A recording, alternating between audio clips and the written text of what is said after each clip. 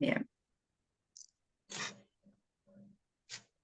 Un segundo, Mariano, y empezamos con Emilia Pardo Bazán. A ver.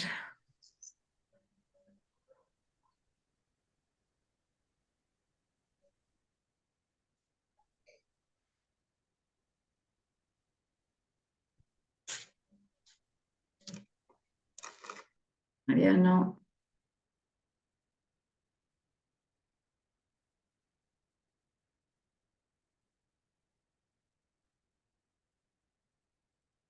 Genial. Bueno, Lucas, cuando quieras. Bueno, a mí me toca hablar de Emilia Pardo Bazán, precisamente en la obra La cuestión palpitante. Bueno, Emilia Pardo Bazán nació en 1851 en La Coruña, lo que es España, y muere también en 1921 en España, pero esta vez en Madrid. Ella fue una autodidacta, una lectora incansable, por, digamos, ampliar su saber intelectual. Leía, prácticamente se data, tenemos conocimiento que de los 8 años era una lectora incansable, pero a los 15 años va a publicar su primer cuento, que se titula Un matrimonio del siglo XIX. No va a ser el primero, sino que ella va a escribir alrededor de 600 cuentos a lo largo de toda su vida. Bien, en 1873 ella abandona España, perdón, en 1873 ella abandona España para visitar, digamos, países europeos.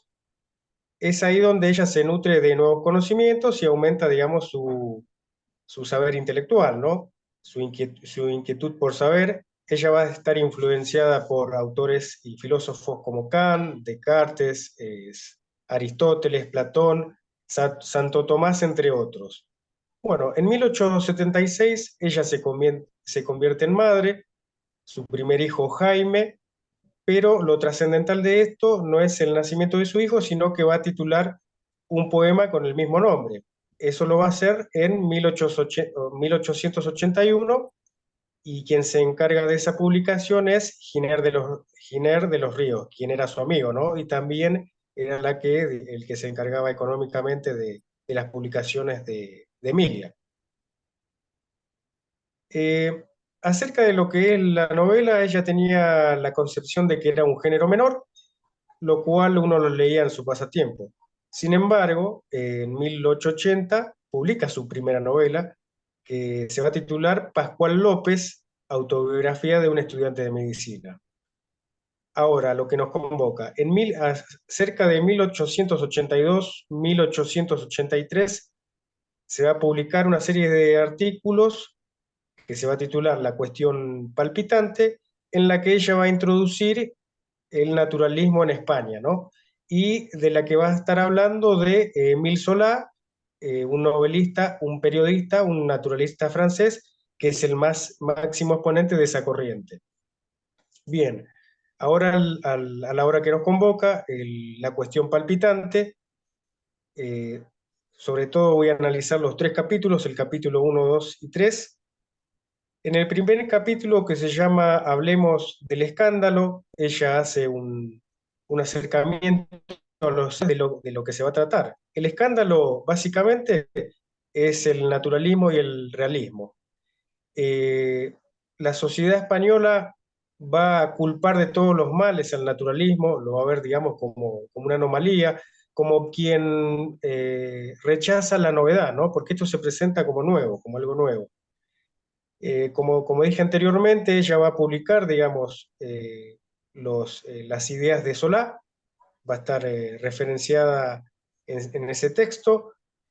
Después hace algunas aclaraciones, como es un texto introductorio el primero, que ella dice que no hay que sentenciar ciertas obras literarias como el Quijote a un contexto, a una época, sino que hay que abrirse a nuevas formas del arte, abrir la mente, ver lo que el arte necesita, lo que alienta el arte, lo actual del arte. Y remarca la importancia de la literatura a través de dos móviles. Ella hace dos preguntas retóricas para introducirlos en el segundo capítulo, que dice: ¿no se complace el médico en diagnosticar una enfermedad extraña? Y la otra premisa es, ¿no investiga con afán el teólogo la historia de las herejías? Después lo que va a decir es que no tiene que por qué haber escándalo, ¿no?, de esta corriente novedosa, porque los periodos literarios se suceden en orden, se suceden uno tras otros, y hay un cierto acostumbramiento por parte de la sociedad, digamos, que se acomoda, todo se acomoda en esto, obviamente teniendo en cuenta, digamos, los periodos anteriores, las corrientes anteriores, para dar paso a esta nueva. En el capítulo 2, el título ya va a ser Entramos en la materia. Ahí va a ofrecer la definición del naturalismo, pero bueno, primero va a aclarar que en el diccionario de la lengua castellana no está la definición de naturalismo, sino que se va a referir, digamos, a la definición etimológica, pero desde el diccionario de los literatos, ¿no? Sino más que nada va a ir no al naturalismo, sino a la definición de lo que es natural. Y lo que es natural es todo lo que pertenece a la naturaleza. Después también va a ir a la definición de lo real, es aquello que tiene existencia verdadera y efectiva. Bueno, esta concepción naturalista dice que los actos humanos están regidos por las fuerzas naturales y el entorno que los provee. Bien, ella dice que estas condiciones se reducen a un fatalismo, ¿no? En primer lugar, el fatalismo es, digamos, por ese determinismo en la literatura del destino del hombre, ¿no? Que su voluntad se ve inclinada por los dioses. Esa sería la condición de su entorno. Pero también pasa al fatalismo de la materia. Es decir, que tanto los seres orgánicos como los inorgánicos están sometidos y determinados por su condición, ¿no? Por la existencia. Después va a citar a Claudio Bernard, un biólogo, que va a decir que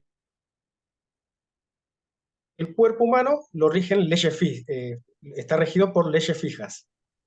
Bien, según los escolásticos, esto de la determinación, ¿no?, que a uno lo determina el entorno en el que lo rodea, y, digamos, en cuanto a la materia, la energía, que Dios inclinaba las voluntades, hoy en día, según la autora, va a decir que lo que eh, condiciona al ser humano es la materia y la energía, es decir, pasa del providencialismo al materialismo, pero igual está dentro del marco del fatalismo. También va a citar a San Agustín, que dice que por la resistencia habitual de la carne, el hombre ve lo que debe hacer y lo que desea sin poder cumplirlo. Después, bueno, no lo sé de memoria, pero puedo encontrar la diferencia porque va a ser una diferencia fundamental entre el naturalismo y el realismo, ¿no? Cuyo máximo exponente es Hegel, el idealismo alemán. ¿Cuál es la diferencia? Bueno, la equivocación, por así decirlo, de Émile Zola en intentar analizar, digamos, la obra literaria, es sujetar el arte a un método experimental, a un método científico, y el cual el arte rechaza eso, porque no se encuadra en eso que lo quiere encasillar, ¿no? Digamos, en ese método científico. Digamos que el arte y la ciencia tienen caminos distintos y no se pueden ensamblar. Sí se pueden tomar, digamos, ciertos preceptos como el arte, como bien decía anteriormente, las condiciones y el resultado de los efectos de los personajes, ¿no? De lo que va sucediendo. Después, él mismo va a criticar al filósofo Foundon en Mis odios, porque este filósofo Foundon va a considerar a los artistas y lo va a elevar a una esfera de la perfección, donde va a decir que los objetos de los escritores socialistas es comer rosas en ensaladas. Bueno, una cosa descabellada, ¿no? Pero bueno, era el pensamiento de ese momento. A ver, no es que el naturalismo esté mal, ella no aclara eso, ella está poniendo dos corrientes, pero dice que el arte puede servirse de las ciencias, puede auxiliarse de las ciencias como un escultor debe saber anatomía para poder hacer su obra de arte. Pero, ¿qué ocurre? El sentimiento inefable que nos provoca a nosotros la belleza del arte tiene que ver con la cuestión artística, no con la cuestión científica. Es donde hace este aislamiento, ¿no? Entre estas dos corrientes. Bien, después en el capítulo 3 dice, seguimos filosofando. Bueno, Solá retoma esta estética naturalista. Y el problema está en tomar al naturalismo como doctrina limitada, ¿no?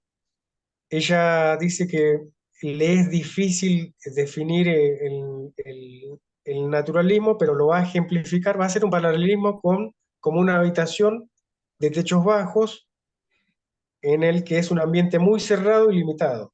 ¿Y qué es lo que necesitamos? Abrir la ventana para que entre un poco de luz, ¿no? Necesitamos esclarecimiento. Bien, después también va a hablar un poco del realismo y a diferencia del naturalismo va a decir que ofrece una teoría mucho más abundante, no hermética y cerrada como bien dije anteriormente, del naturalismo, sino que en este caso, por ejemplo, en cuanto a la función lírica, ¿no? Hablando de los poetas, va a decir que el valor de la poesía no importa, va más allá del valor subjetivo del productor. Eso no importa. O si el novelista es mayormente objetivo. ¿Por qué? Porque las formas artísticas se condicen con elementos reales, que eso es lo que importa para nosotros como lectores, que legitimamos como real.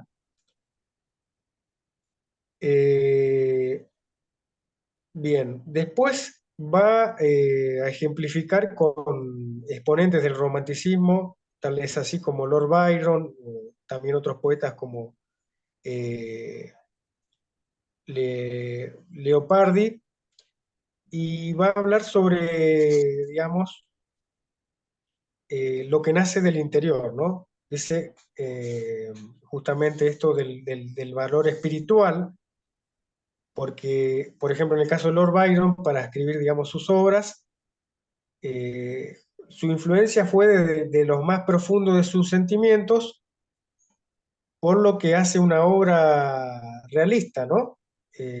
Porque más allá de que, bueno, uno lee las obras y lo considera como las bellas letras, como algo estético, nace desde lo endógeno, desde el interior. En cambio, el naturalismo tiene esa idea de lo exterior, priorizando la materia y dejando de lado todas estas experiencias enriquecedoras que emanan digamos, de lo humano, ¿no? Más allá de lo racional. Bien, y a diferencia del naturalismo, que está condicionado por el entorno, como dije anteriormente, y que también está sí, limitado. Hegel, este filósofo, va a tener una idea contrapuesta. Es más, quizá va a ser exagerada porque él va a ir al otro extremo. Él se va a extender lo que es el idealismo al libre arbitrio, ¿no? Que dice que la región del arte va más allá de la realidad, es mucho más amplia y se puede embellecer. Da algunos ejemplos, da múltiples ejemplos de historias como las de, a ver si la tengo acá el título, no recuerdo el título, no, era algo así como Historias del Mar, en que relatan la historia de un hombre, ¿no? De una fuerza titánica que para conseguir la mano de la chica, de la que idealiza, perdón, me estoy trabando. Perdón, para conseguir ese objetivo de estar con ella, se desempeña haciendo hazañas, luchando contra monstruos. Es decir, esa realidad del solo hecho de ser un personaje trasciende porque lo hace, digamos, titánico, ¿no? Lo exalta. Por eso no tiene límites con lo finito y lo infinito, esta concepción del idealismo, a diferencia del naturalismo. Y también citando a Stuttgart va a decir que, Stuttgart, perdón, va a decir que el arte es la manifestación de la verdad bajo formas sensibles. Ahora, lo que pasa es que Hegel sobreentiende lo que es la verdad, pero en realidad es el concepto de la idea, ¿no? No es esto de lo que venía hablando anteriormente, de estos dioses, estas deidades que inclinan la voluntad de los hombres, sin, digamos, tener otro tipo de alternativa, sin que el destino fuera otro, sino eh, perdón, bueno, sino que el Dios en este caso va a ser, digamos, este concepto se va a manifestar a través de una idea, que no va a ser, digamos, limitada, sino que va más allá. Va más allá, pero sin retirarse de la esfera de lo bello, ¿no? Bueno, esta corriente del idealismo dice que va a ser la mejor. Hegel, digamos, va a ser la que se considere de mayor perfección y es la que va a darles el progreso artístico, ¿no? Eh, y después, citando esto del arte, ¿no? Como algo que tiene que ver consigo mismo, que esto es el idealismo, no tiene que ver con otra cosa que esté por fuera de sí mismo. Todo elemento que esté por fuera del arte mismo no puede considerarse como verdadero, se aleja de lo verdadero. Esto es lo que dice la teoría. Y como decía Luis XIV, la estética soy yo. Todo lo que tiene que ver con el arte es en sí mismo, no por lo externo, ¿no? Sino por lo interno. Esa es la ley del ideal propio, que genera esta armonía. Es decir, ¿cuál es la diferencia? El naturalismo está basado en lo accidental, en lo exterior, y el idealismo se contrapone porque lo verdadero está justamente en lo que acabo de decir, en la idea, ¿no? En lo que produce el material en sí mismo. Bueno, ahí terminaría, si no recuerdo más otra cosa que agregar. Bien. Bueno, estuvo muy bien, o sea, claramente ella habla de Hegel, o sea que es un texto complejo Sí. eh, para exponerlo. Lo único que te diría es, cuando ella dice que Lord Byron es realista, vos ahí lo que tenés que darte cuenta, porque lo hablamos además, es decir, ella ahí está haciendo una operación de lectura, porque Lord Byron no era realista, era romántico, lo vimos como uno de los predecesores de Becker, ¿no? O sea, el romanticismo uno de los más grandes románticos es Lord Byron. Entonces ahí vos lo que tenés que darte cuenta como estudiante de literatura es decir, pará, Lord Byron es romántico, ¿por qué ella está diciendo que es realista? ¿Qué está queriendo? No es que es boluda o no se dio cuenta, ¿qué es lo que está queriendo ella decir? ¿No? Entonces uno puede ahí tener una idea, decir, bueno, quizás lo que ella quiere es expandir la definición de realismo y con esta expansión de esa definición de realismo se come hasta el romanticismo. Porque si la expansión es lo que le pasa a alguien, ¿no? Porque ella dice, bueno, eso es realista porque Becker contaba, Byron desde sus entrañas, ¿no? Lo que ponía tenía que ver con su interior y qué sé yo. Pero eso también puede ser una definición del romanticismo, ¿se entiende? Entonces, como ahí hay que hacer una operación de lectura, nosotros que vamos siguiendo todo esto y decir, bueno, pará, ella acá está haciendo algo polémico, o sea, podemos o no estar de acuerdo, pero claramente está haciendo polémica y está diciendo, bueno, em, el realismo no es solo lo que creemos realismo, sino un montón de otras cosas, según esa definición, ¿no? Y después tenemos esta idea de Hegel que busca la pata filosófica en la que dice, bueno, el idealismo justamente tiene que ver con eso, y un poco lo hemos visto también con Becker, lo vimos, ¿no? Como esta idea justamente de la idea, ¿no? Lo ideal es una forma también medio de platonismo, ¿no? La idea de la cosa no es la cosa misma, sino que es la idea, ¿no? Y esa forma que hasta el día, o sea, eso empieza en la filosofía y sigue, y eso es una cuestión que se sigue retomando, pero tenemos que pensar, por ejemplo, cuando yo a ustedes les digo, bueno, ¿qué pasa en el texto? ¿No? Como nosotros tenemos que decir qué es lo que pasa en el texto. No podemos decir nunca y el autor era borracho y entonces por eso, digo, eso no es un análisis literario, ¿no? Cuando vos hablabas de que, bueno, es el texto que habla sobre sí mismo, o cuando el texto, los textos o la literatura tienen que ver solamente con esa esfera y no con otra, no solo pensarlo en la producción, sino también en cómo nosotros recepcionamos la literatura, ¿no? Y decir, bueno, nosotros estudiamos los textos. Está bien, nosotros contamos, Larra nació en no sé dónde, Emilia Pardo Bazán, ahora podemos hablar de chismes y qué sé yo, pero en ningún momento se nos ocurriría o no se nos tiene que ocurrir que usemos esos chismes para analizar lo que ella está diciendo, ¿sí? Es un personaje muy interesante, ya se habrán dado cuenta que era una mujer, o sea, claramente es una mujer que estaba escribiendo eso, que salía publicado en diarios, en periódicos. Em, es una de esas minas que era como, tenía guita y venía de una muy buena familia, entonces pudo desplegar como la lectura y la escritura de una forma muy privilegiada, pero muy bien aprovechada. ¿No? Porque bueno, estamos hablando de gente, viste, que se quedaban pobres, Becker no tenía un mango, Larra iba y venía, qué sé yo. Digo, bueno, ella era una mina con guita y aprovechó ese dinero en vez de para estar paseando por el mundo haciendo estupideces, para dedicarse a no solo a la literatura, sino también al estudio de la literatura.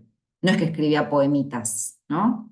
Lo digo, estaría todo bien si escribiera poemitas, pero digo, además de ella escribió novelas y qué sé yo, además se dedicó a esto, a estudiar filosofía, a estudiar historia de la literatura, a estudiar estética, un montón de cuestiones, y el hecho de tener guita le permitió, bueno, conocer un montón, ir a Francia, como vos bien dijiste, ¿no? Conocer un montón de gente que era la que estaba en ese momento, los intelectuales más importantes, y, esperen que voy a enchufar esto antes de que se me...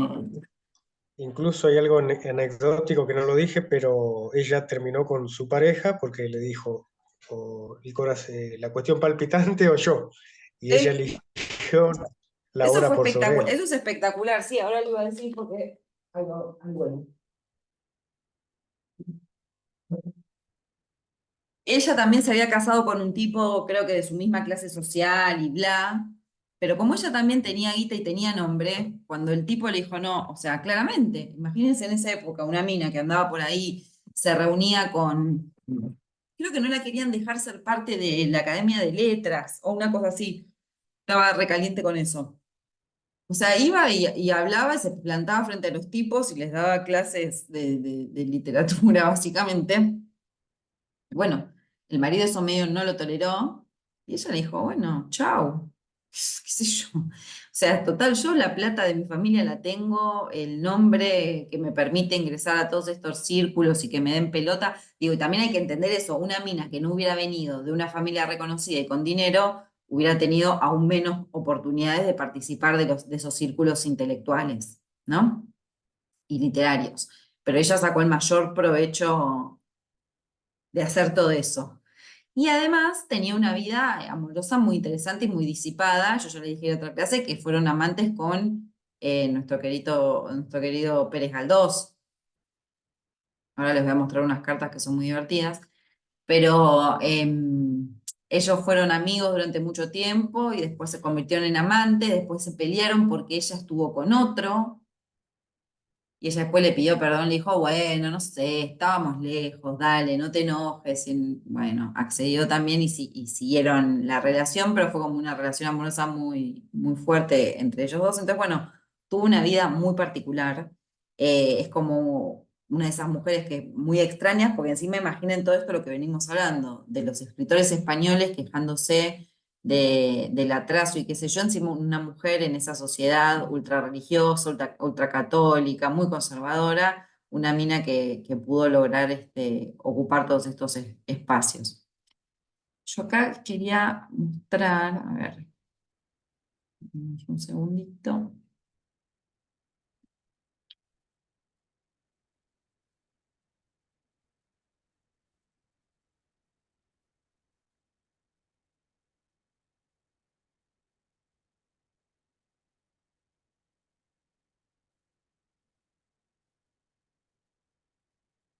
Ella además como con todos esos viajes y esa vida social tan importante, también lo que ella funciona como una especie de vehículo de las ideas entre España y el resto de Europa, ¿no? Si estábamos hablando de que España siempre estaba como encerrada sobre sí misma y que yo, bueno, ella tuvo como una especie de también de trabajo muy de ir, hablar, escuchar, qué sé yo, después volví a España y hablaba sobre eso y ponía en discusión cuestiones que si no España no hubieran llegado, hubieran tardado más en llegar o no se hubiera dado bola. Entonces ella fue como medio transmisora de eso. A mí se me ocurre un poco, a veces la pienso parecido, no, no es lo mismo, pero como una especie de Victoria Ocampo nuestra, ¿no? ¿Saben quién es Victoria Ocampo? Entonces digo, la creadora de Sur, ¿no? De la revista literaria más importante de las letras argentinas, de Proa también, y qué sé yo, pero Sur, y Victoria Ocampo también, una mina de guita, de una familia importante y además de guita, que entonces ella pudo estudiar, no se casó, no le interesó, entonces se iba a Europa y en Europa se encontraba con Tchaikovsky, con Marc Chagall, ¿entendés? Como estaba en el ajo de todo y después volví acá y hacía esas cosas. Bueno, fundo una revista literaria, patrocino tal muestra de arte, traigo a tal músico para que toque en el Colón, hago una tertulia, leo a ver quiénes son los que están escritores ahora y los publico en mi revista y armé, o sea, digo, como un montón, digo, también para pensar, porque ahora es un poco triste, como antes había más cantidad por ahí de gente con guita que gastaba esa guita en cosas interesantes y no en ir a Miami a comprarse estupideces, digo. Ahora ya nos parece loquísimo, ¿no? Pero digo, esas familias tradicionales, que había alguno que agarraba y decía, yo con toda esta guita lo que voy a hacer es básicamente ser embajadora cultural de mi país y traer gente y llevar gente y generar revistas o editoriales. Bueno, Sur también tuvo una editorial, no solamente tenían la revista, sino que también editaban libros, ¿no?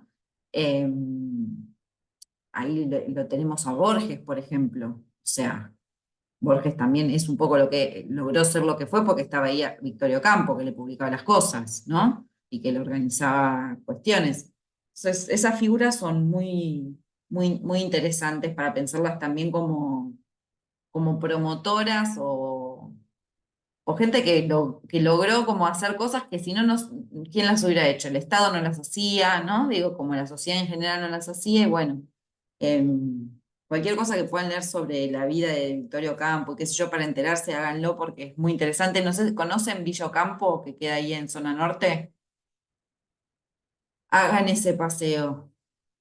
En las vacaciones, cuando se terminen de cruzar, se van un día, se toman el tren, porque yo creo que queda como por San Isidro, ¿no? O pasando un poco San Isidro. Esperen que les voy a Por la mostrar por. Ciudad Plata conozco yo. ¿Cuál? La de Mar La- del Plata. ¿Ves? A mí me falta la de Mar del Plata. Un centro cultural que está buenísimo porque aparte de poder visitar la villa, está buenísimo porque siempre hay espectáculos, presentaciones de libros. Claro. Acá está, a ver, vamos a buscar imágenes. En Becar queda, sí, pasando un poco más para atrás. Era la casa de ella. Esperen que les muestro.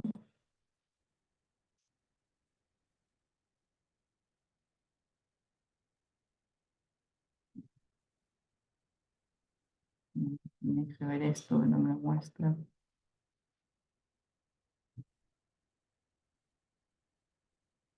Miren lo que es eso. Y ahora es también una especie de centro cultural y también es ahí también hay una oficina de UNICEF, me parece. Ahí funciona una oficina de UNICEF. Lo tienen ahí, o sea, están los libros, ahí está Victoria sosteniendo una revista Sur. eh, Molesto. Tiene un bar también, se pueden tomar un café, los jardines que son preciosos. Ah, acá está la galería, esta es espectacular.